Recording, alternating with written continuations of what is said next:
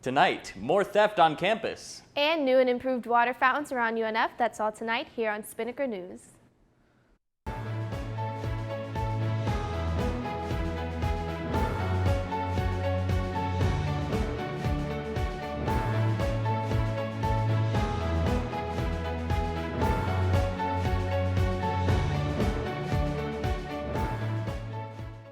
Good evening, Ospreys. I'm Patrick Lloyd. And I'm Cassandra Ortiz. You're watching Spinnaker News here on Spinnaker Television.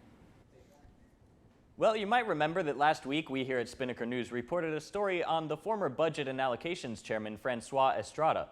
Estrada signed attendance records for 2 students who never attended a student government meeting that they were supposed to attend.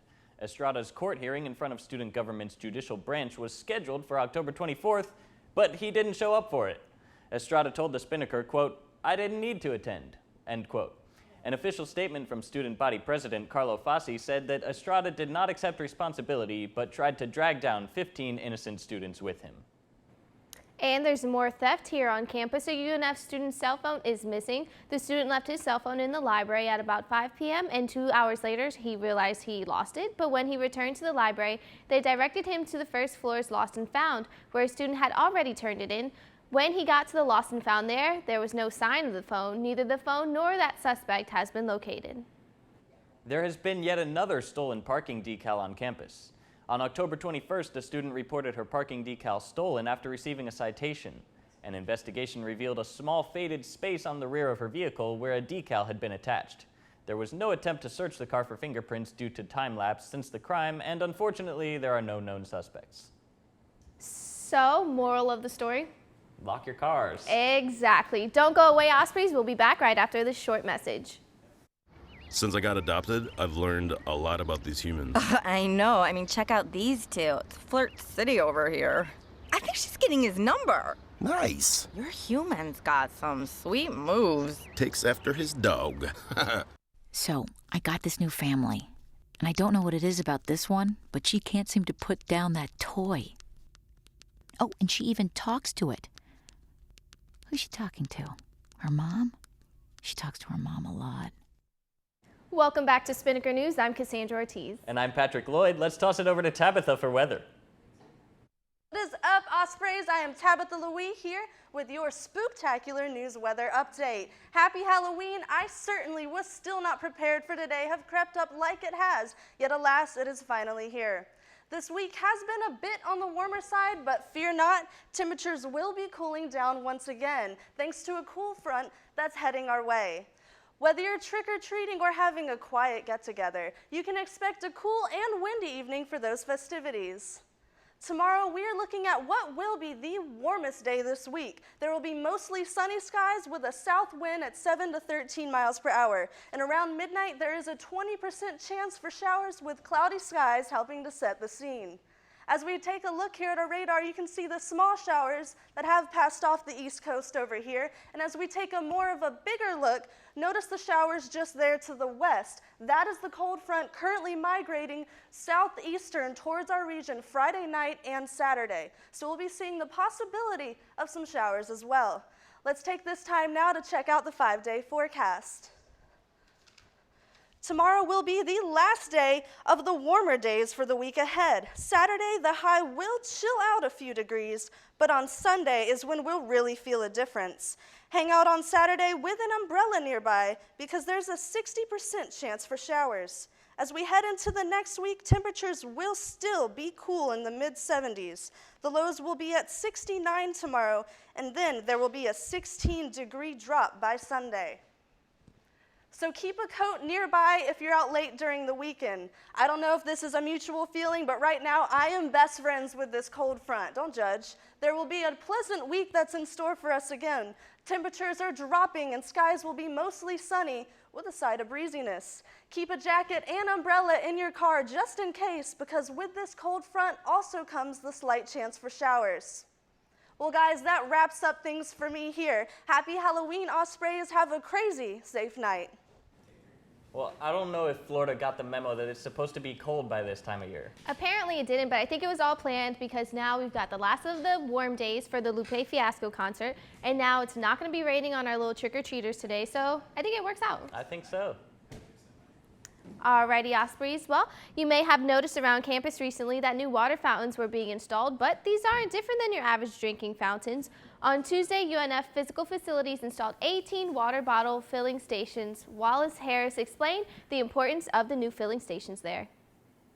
Hydration is important for health, but we're also trying to reduce the number of plastic bottles that end up in landfills. The water bottle filling stations are in several different locations around campus that you may have noticed. There's one in the Wellness Center, the library, and the Student Union. On October 23rd, a student was skateboarding from Lot 5 to Lot 4 when he fell off his board and injured his forehead.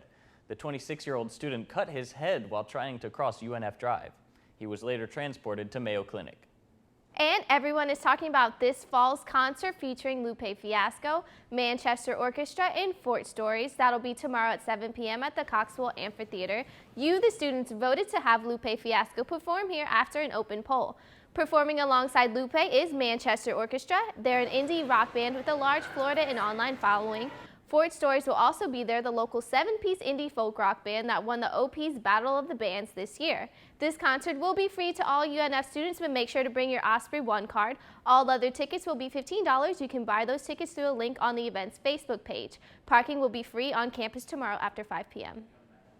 Hey, that should be a fun concert. Am I going to see you there? Yes, you are indeed. I'm All right. excited. I feel like we're going to be seeing a lot of people there, and good weather to go along with it, so Absolutely. It's perfect. Yeah, it should be fun. All right, let's toss it over to sports with Josh Brannick.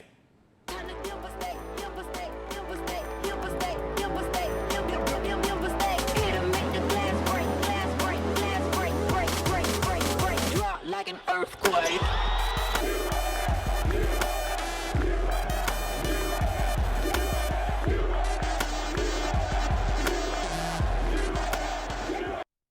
Thank you, Patrick. How's it going, Ospreys? I am Josh Brannick, and I am here for your sports update. We've got a lot going on this weekend, and we're going to go ahead and start it off on the wooden courts of volleyball. The UNF volleyball team is coming off of a thrilling 5-set victory over FGCU on Monday. Tomorrow, the team will look to bring some dinner home as they head a few minutes down the road to take on the Dolphins of JU. With 6 games left in the season, the Ospreys are a half game behind Kennesaw State for the last spot in the conference playoffs. The JU game is at 7 p.m. in the Swisher Gymnasium on JU's campus.